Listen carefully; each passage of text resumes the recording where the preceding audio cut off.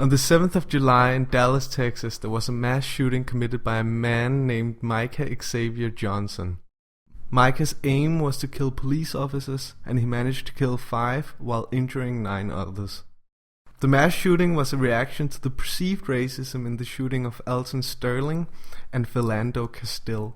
This is a quote from the Manifesto Johnson posted during the shooting. "I could not bear watching my brothers and sisters die every day by these insignificant self-righteous pigs. But if you're reading this, it means you're clearly still alive. You still have a chance to do more damage." Although Johnson and Black Lives Matter are not directly affiliated, they still share many of the core beliefs and anti-cop sentiments. Pigs in a blanket, fry like bacon. Pigs in a blanket, fry like bacon. Pigs in a blanket, fry like bacon.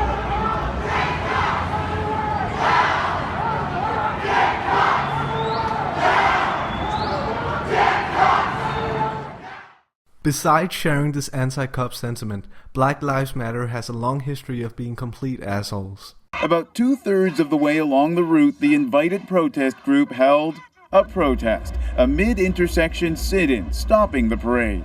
They threatened to stay put until Pride Toronto organizers signed a list of demands that included excluding police force floats and booths from Pride.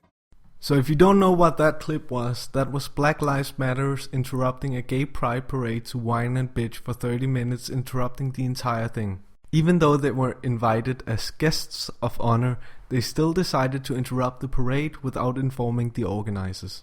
Let's try to hear Alexandria Williams, co-founder of Black Lives Matter Toronto, try to defend her and her organization's actions. We're not taking any space away from any folks. When we talk about homophobia, when we talk about transphobia, we go through that too as Black people. This is our space the same way. They are in our spaces. We are doing this together. You are literally stalling the entire parade for 30 minutes. How are you not taking space away from others? It sounds to some that you're bullying your way into getting the terms that you wanted. Yes, I understand you're working for other marginalized groups, but you didn't have a South Asian organization doing this. You didn't have a Puerto Rican organization doing this. You had your organization doing it and making sole demands. So where was the inclusivity in the series of demands you presented to Pride Toronto?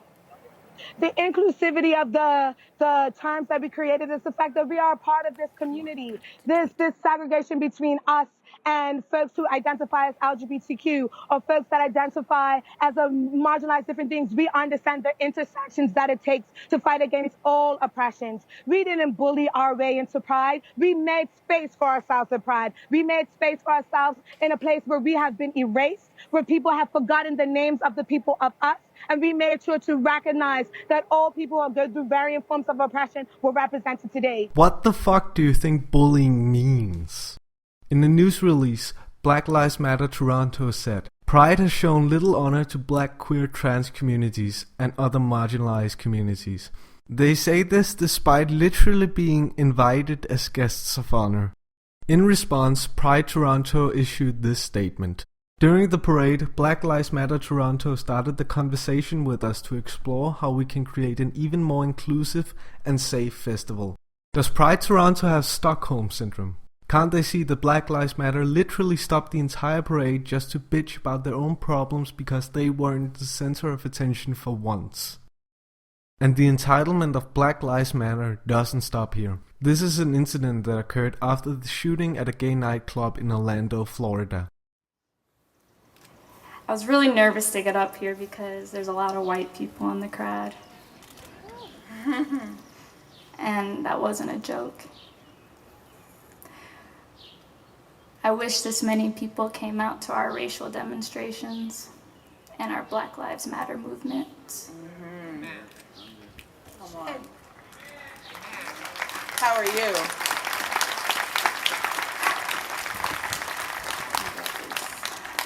Well, I don't want to stand up here and be angry because this isn't for me and this isn't for you. It's for the people that we lost and the people we may lose tomorrow and the people we lost yesterday. But I thought I'd take the moment to just like list out some facts that many of you probably don't know because you're white. I'm tired of the black and white dichotomy that happens every time we talk about race or anything that goes on in our country, but we never take the time to consider the shades in between, like mine. And as much as it is awesome that there's so many people here today, but it's like, who are you really here for? Black Lives Matter view all LGBT issues as being intersectional issues in their nature. Thus, the Black Lives Matter movement has a parasitic relationship with the LGBT movement. They latch onto every single movement, parade, vigil, what have you, and then they completely take it over to bitch about their own problems. The primary narrative behind Black Lives Matter is that black people are disproportionately victims of police shootings. But according to a new study by Roland G. Fryer, this is far from accurate. He said, "Data is my thing, so I decided I was going to collect a bunch of data to try to understand what is really going on when it comes to racial difference in police use of force." Mr. Fryer found that in such situations, officers in Houston were about 20% less likely to shoot if the suspect were black. This estimate was not precise, and firmer conclusions would require more data. But in various models controlling for different factors and using different definitions of tense situations, Mr. Fryer found that blacks were either less likely to be shot or there was no difference between blacks and whites. As you can see, the Black Lives Matter narrative is complete horseshit. So let's look at the politicians' reactions. This is what Hillary Clinton said. White Americans need to do a better job of listening. When African Americans talk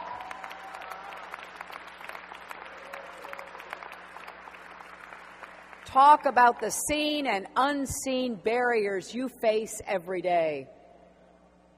We need to try as best we can to walk in one another's shoes, to imagine what it would feel like if people followed us around stores or locked their car doors when we walked past. And this is what Trump said. The shooting of the 12 police officers in Dallas, Texas, has shaken the soul of our nation. Just a few weeks ago, I met with many of the men and women in the Dallas police force during my visit to Texas. They're not just police officers. They're mothers and fathers, husbands and wives, sons and daughters. And they're all on my mind today. They're on everybody's mind. A brutal attack on our police force is an attack on our country and an attack on our families. We must stand in solidarity with law enforcement, which we must remember is the force between civilization and total chaos. Every American has the right to live in safety and peace. The deaths of Alton Sterling in Louisiana and Philando Castile in Minnesota also make clear how much more work we have to do to make every American feel that their safety is protected. So who do you think has the more unifying voice? Trump or Clinton? And by the way, Obama's a fucking hypocritical faggot. This is what he said after the Charleston shooting. And we know that hatred across races and faiths pose a particular threat to our democracy and our ideals. And this is what he said after the Dallas police massacre. And with that, let me take some questions. I'm going to start with Kathleen Hennessy of AP. Thanks, Mr. President.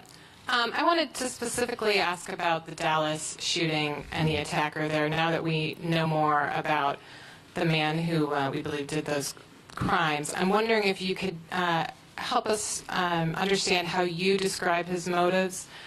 Do you consider this an act of domestic terrorism? Was this a hate crime? Was this a mentally ill man with a gun? How should Americans understand why that happened? And then also on the issue of political division and looking for solutions, there have been some critics who noted that you immediately mentioned your call for gun control soon after the attacks. Do you think that in any way encourages or ensures that people retreat to their corners as they think about this? First of all, I think it's very hard to untangle the motives of this shooter. As we've seen in a whole range of incidents with mass shooters. Although Black Lives Matter were not directly involved in the shooting in Dallas, it has hurt their PR immensely. A petition was created a day prior to the shooting recognizing Black Lives Matter as a terrorist organization. This petition has over 133,000 signatures. It really illustrates the general public's feeling about Black Lives Matter as an organization.